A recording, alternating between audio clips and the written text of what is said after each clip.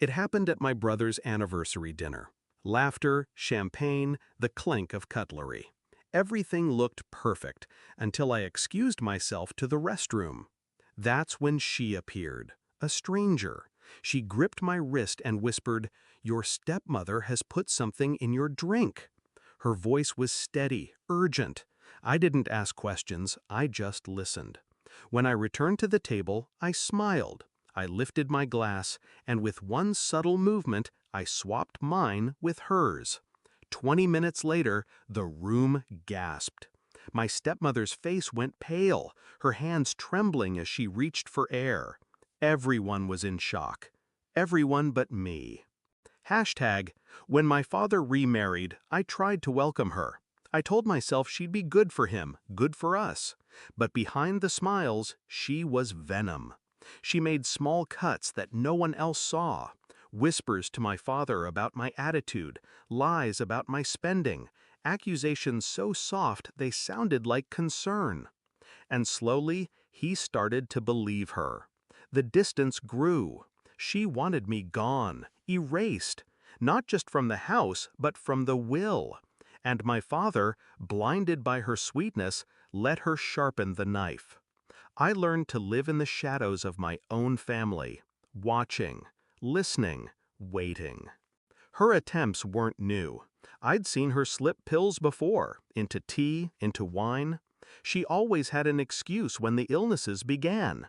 My father's dizzy spells, my aunt's collapse at a holiday dinner. Nothing ever traced back to her. But that night, it was me she targeted. The stranger's warning wasn't a surprise. It was confirmation. Proof that I wasn't paranoid. Proof that she'd crossed the line from manipulation to murder. And instead of fear, I felt something colder. Resolve. I didn't panic. I didn't make a scene. I returned to the table like nothing happened. My stepmother was mid-laugh, her hand resting lightly on my father's arm. My glass glittered in the candlelight. I reached for it.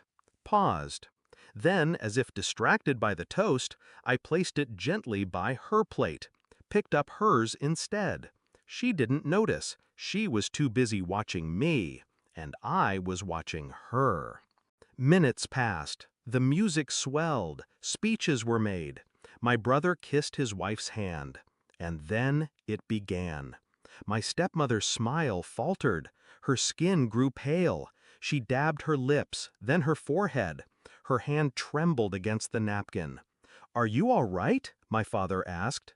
She tried to speak, but the words stumbled out, broken and slurred. Her fork clattered against the plate. The room shifted into chaos, voices rising, chairs scraping, someone calling for help. I stayed seated, calm, sipping my drink, because in that moment, I wasn't her victim. I was her mirror. She looked at me then, really looked, eyes wide, realization dawning as the dizziness took hold. It wasn't supposed to be her, it was supposed to be me, and she knew it. I leaned closer, my voice low enough for only her to hear. "Be careful where you place your poison." Her lips parted, but no sound came, just panic, just fear, and in her silence, I found peace. The paramedics came. They carried her out, my father frantic at her side. My brother shouting for answers, my sister-in-law clutching her pearls. But no one looked at me. No one saw the calm in my eyes, the steadiness of my hands. I played my role, the concerned daughter, the supportive sibling. I nodded, I comforted, I stayed quiet. Because revenge isn't always fire and fury. Sometimes it's a glass, a smile, and 20 minutes of patience. She thought she could erase me. Instead, she erased herself. Everyone was in shock. Everyone but me.